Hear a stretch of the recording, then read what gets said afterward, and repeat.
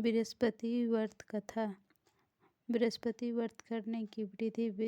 बृहस्पतिवार को सूर्योदय से पहले उठकर स्नान आदि से निवृत्त होकर भगवान बृहस्पति देव का स्मरण करते हुए व्रत का आरंभ करना चाहिए।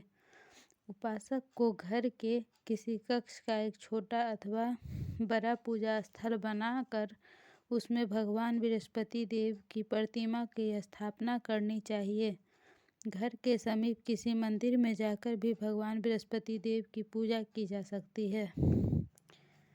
भगवान बृहस्पति देव पीले रंग के पुष्प और पूजा की पीले रंग की सामग्री का विशेष रूप से पसंद करते हैं, इसलिए स्नान के बाद पीले रंग के वस्त्र धारण करने का विशेष महत्व बताया गया है। पीले रंग के पुष्प, केले और पीले चंदन से भगवान बृहस्पति देव की पूजा का विधान है। बृहस्पतिवार के व्रत में उपासक को पूरे दिन में एक समय ही भोजन करना चाहिए।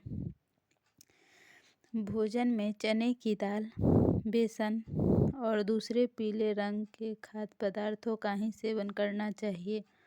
व्रत करने वाले पुरुष बृहस्पतिवार को दाढ़ी व सिर के बाल न कटाएं। पूजा के समय भगवान बृहस्पति देव से जो मनोकामना प्रकट की जाती है वे मनोकामना को पूरा करते हैं।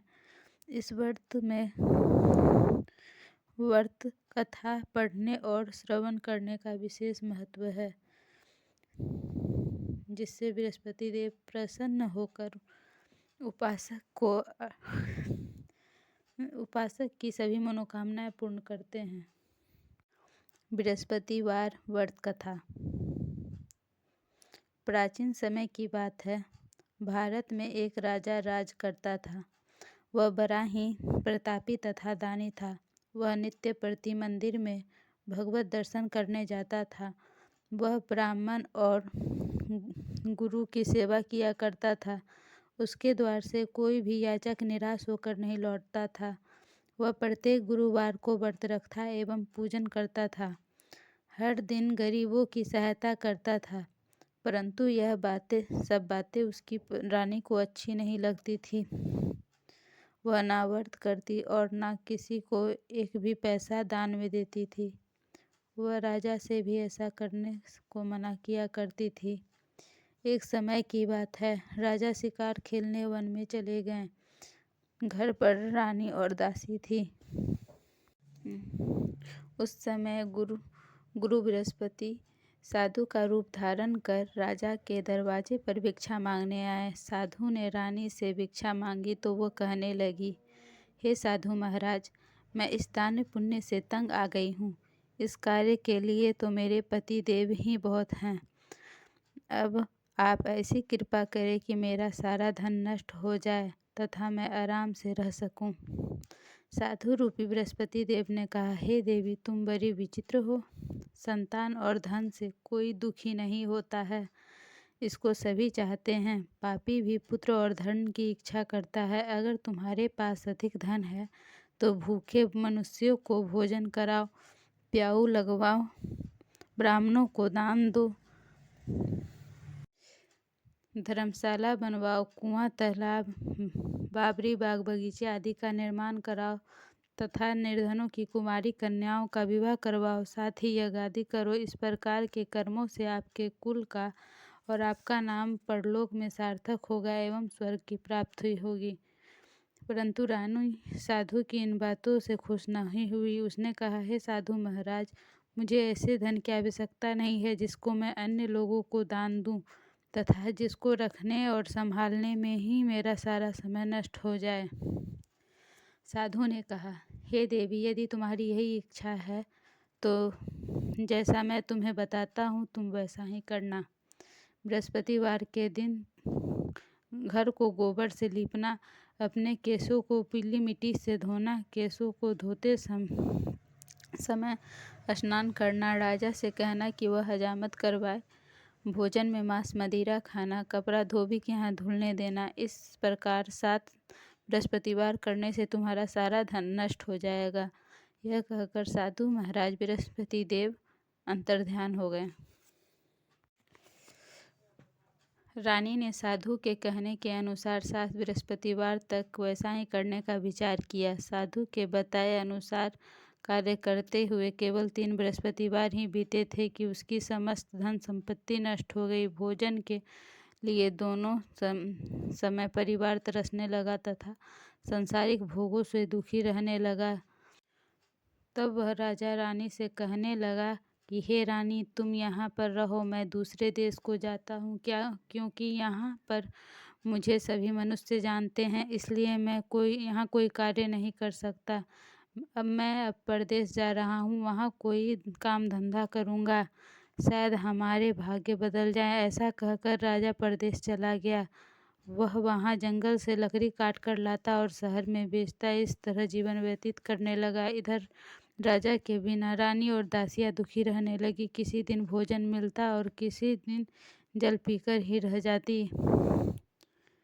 एक समय रानी और दासियों को 7 दिन बिना भोजन के व्यतीत करना पड़ा। तो रानी ने अपनी दासी से कहा, हे दासी, यहाँ पास के ही नगर में मेरी बहन रहती है, वह बड़ी धनवान है, तू उसके पास जा और वहाँ से 5 सेर बेच मांग कर ले आ, जिससे कुछ समय के लिए गुजर हो जाएगा।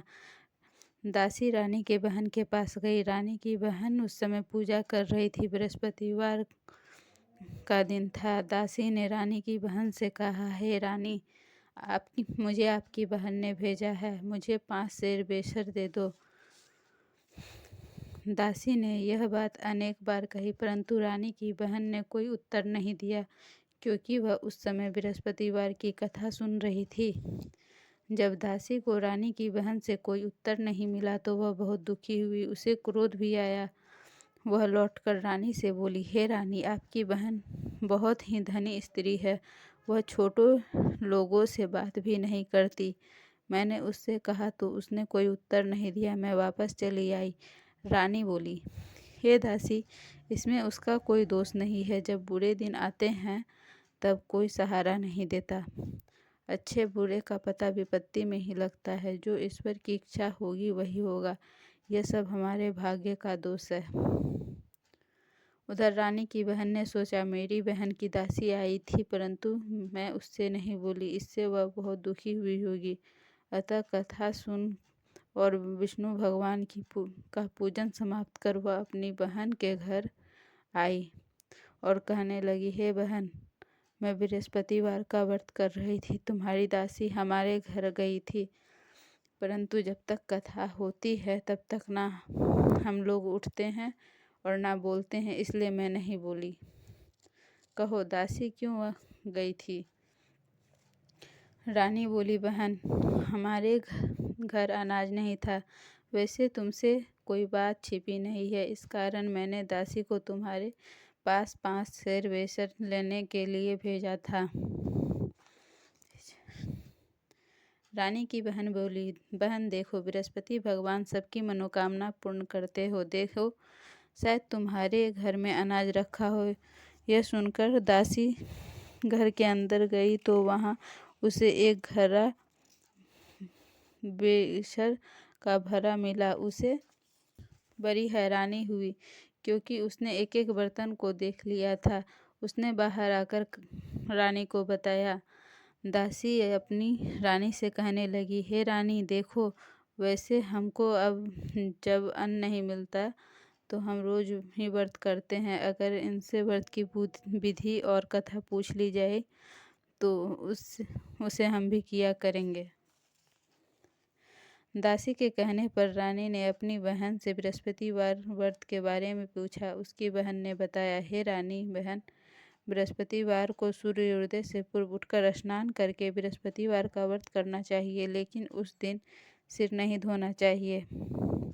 बृहस्पतिवार के व्रत में चने की दाल और मुनक्का से विष्णु भगवान का केले के वृक्ष की जड़ में पूजन करें तथा दीपक जलावें। उस दिन एक ही समय भोजन करें। भोजन पीले खाद्य पदार्थ का करें तथा कथा सुनें।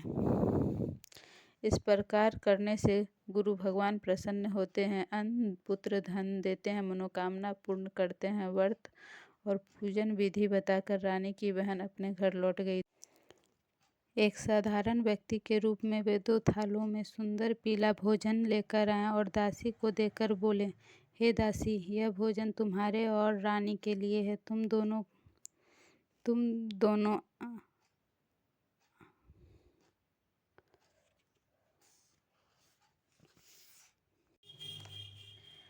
रानी और दासी दोनों ने निश्चय किया कि बृहस्पति देव भगवान का पूजन जरूर करेंगे। 7 दिन बाद जब बृहस्पतिवार आया तो उन्होंने व्रत रखा। घुड़साल में जाकर चना और गुड़ बीन लाई तथा उसकी दाल से केले की जड़ तथा विष्णु भगवान का पूजन किया।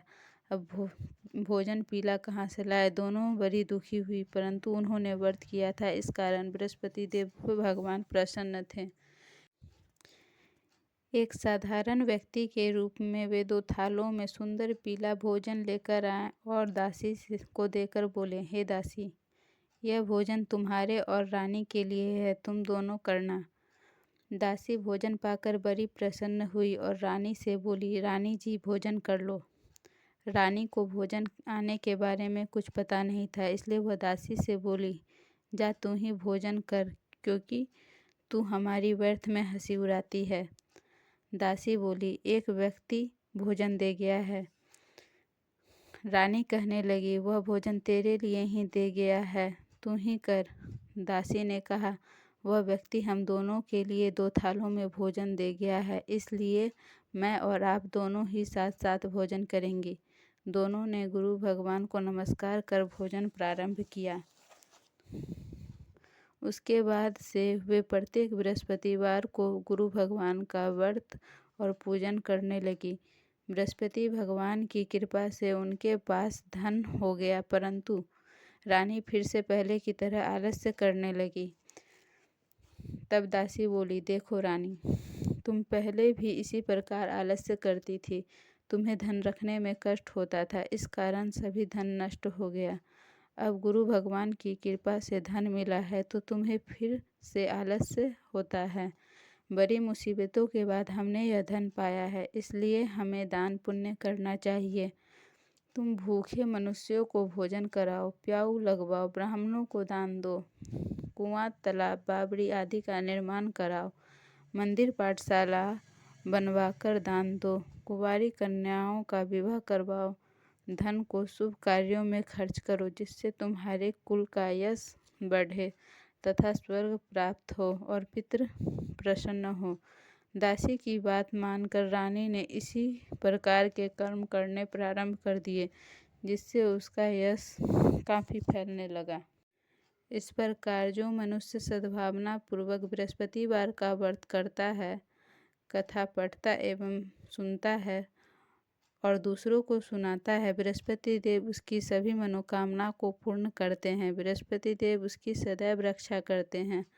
जो संसार में सद्भावना व सच्चे हृदय से बृहस्पति देव का पूजन करते हैं, उसकी सभी मनोकामनाएं पूर्ण होती है, जैसे रानी और राजा की हुई। मनुष्य को हृदय से उनका मनन करते हुए जयकार करना चाहिए। बोलो बृहस्पति देव की जय, माता लक्ष्मी की जय।